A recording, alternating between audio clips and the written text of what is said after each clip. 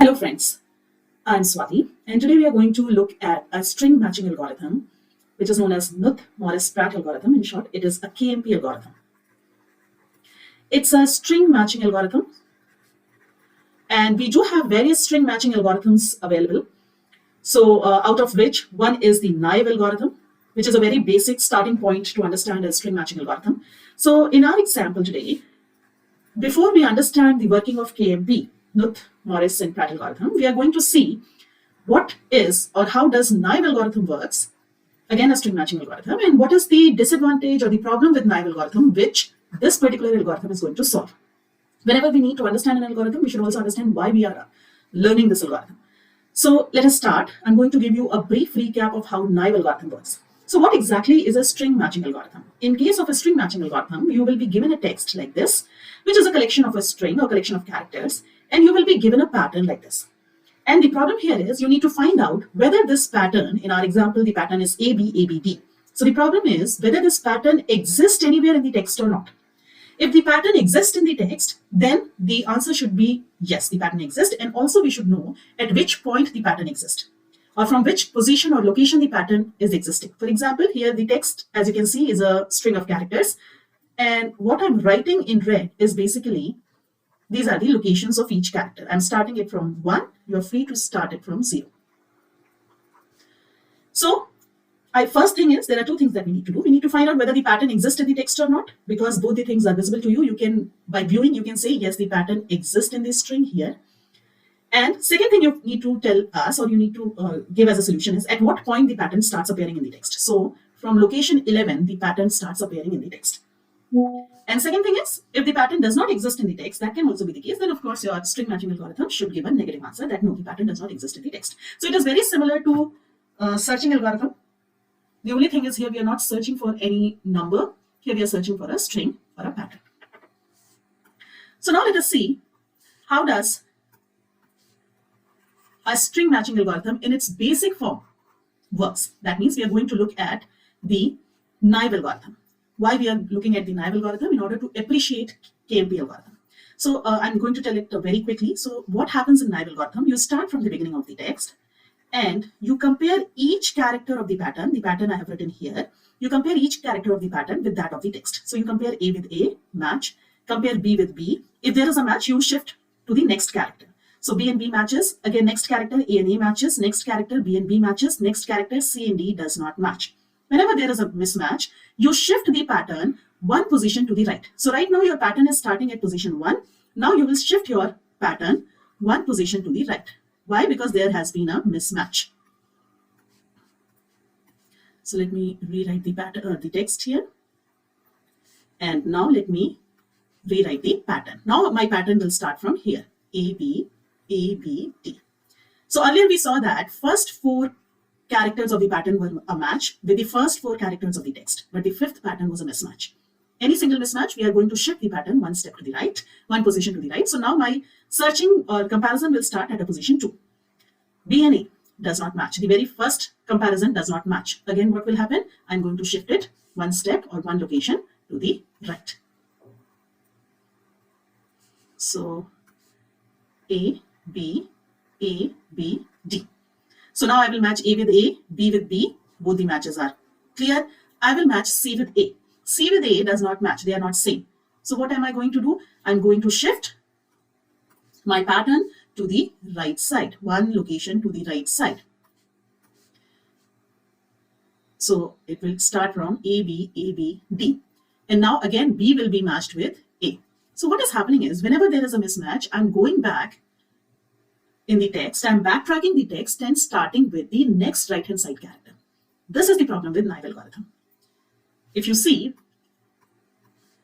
again, in the first step itself, A was a match, B was a match, A was a match, B was a match, and D was not a mismatch. That means these first 4 characters were matching. The 5th character was not matching.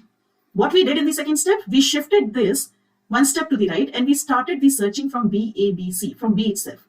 After coming at this point, where we compared C with D, there was a mismatch. We shifted back to position number 2. We backtracked in the text to position number 2. We had already matched B, A, B earlier, but we again shifted back to position number 2. this is backtracking in the text, which actually time-wise is not very beneficial in naive algorithm.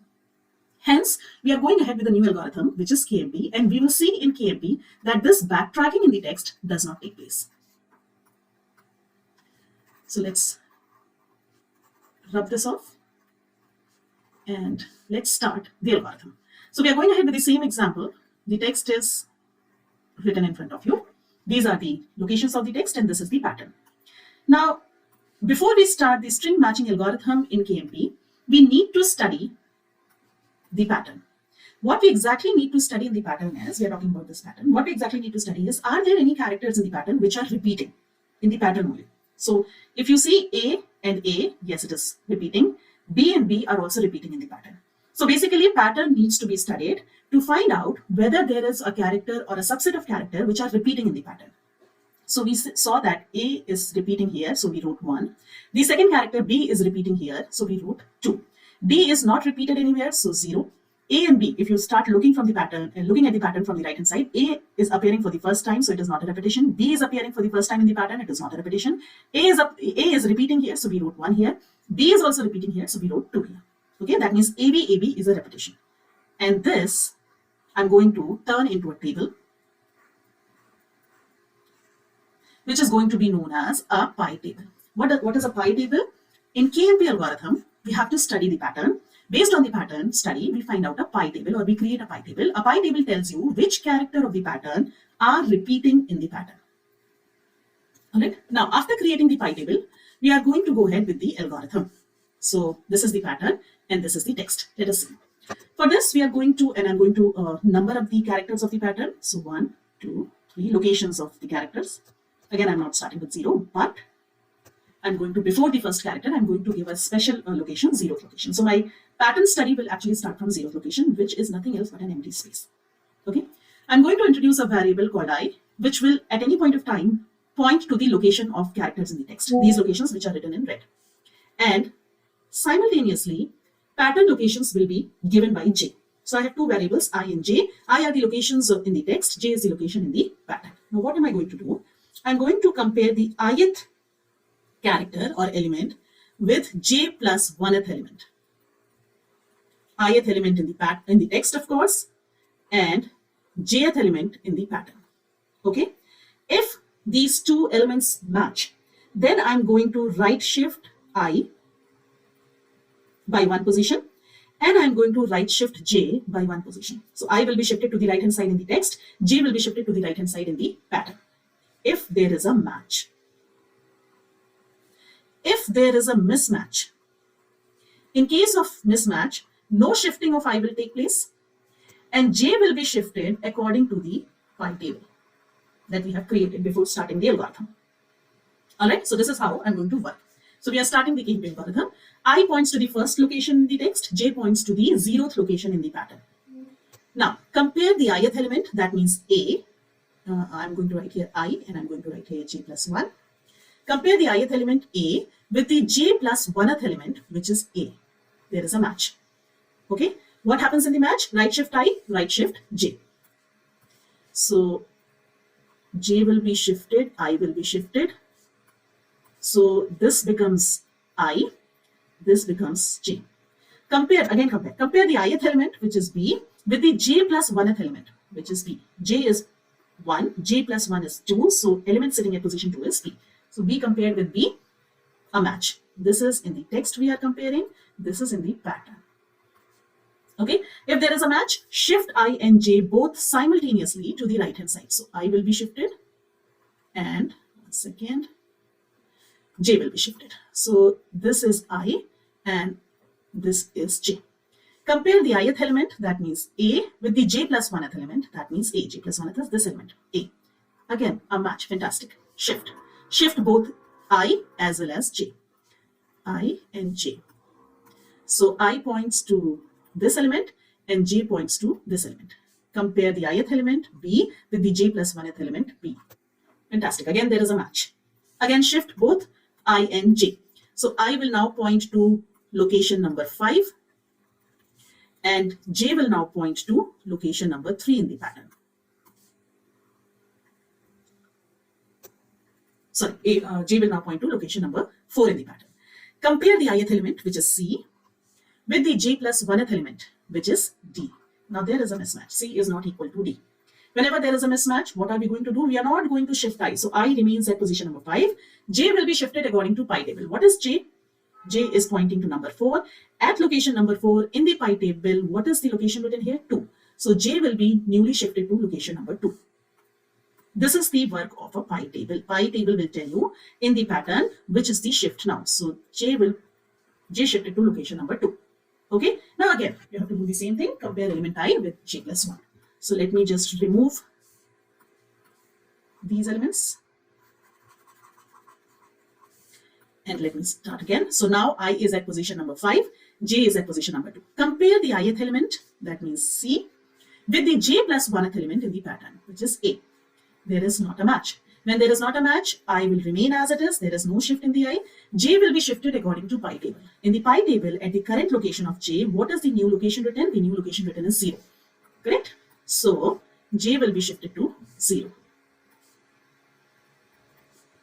Okay? Now come back, remove this and start the comparison again. Compare ith element, which is C in the text, with the j plus 1th element. J is 0, so j plus 1th element is A. They do not match. It's a mismatch. When there is a mismatch, according to our rule, there will not be a shift in I, so we are not shifting I.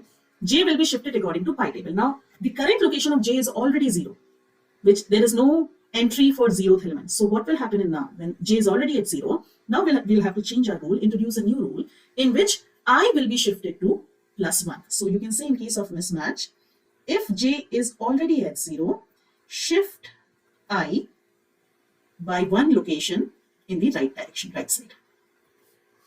So now is the time to shift I. So I will be shifted to,